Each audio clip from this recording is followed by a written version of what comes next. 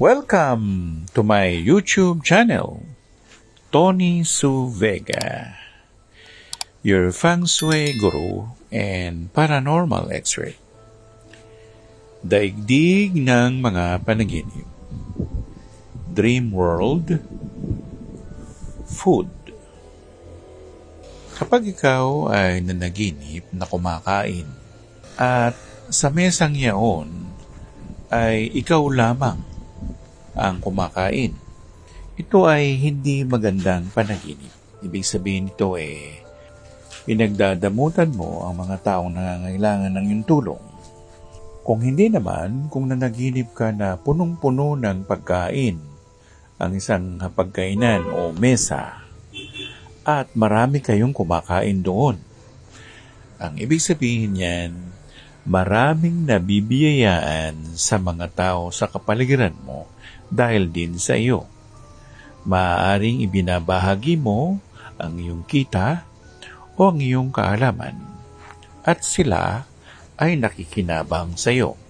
Subalit, kung sa panaginip na yaon ay marami kang ang kasama at nandoon ang mga tao na alam mong patay na ang mga ito, kunin mo ang mga numero nila.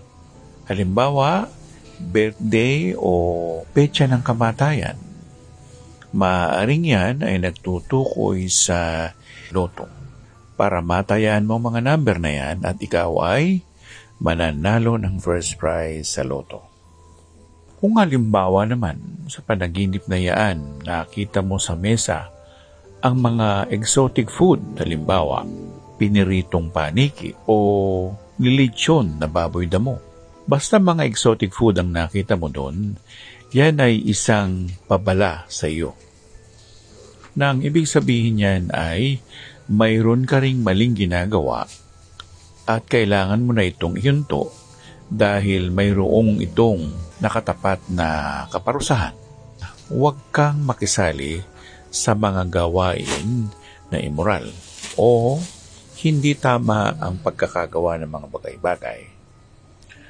Kung ikaw naman ay nanaginip na sa mesang yaon ay puro prutas ang nakita mo, lalo na kung ang mga prutas ay yung mga kilalang prutas gaya ng saging, mansanas, yung mga ganong uri ng prutas, ang ibig sabihin yun, maraming oportunidad na darating sa buhay mo at dapat mo itong likumin o itabi o ihanda mo siya sa isang mga panahon na kakailanganin mo ang nasabing pera.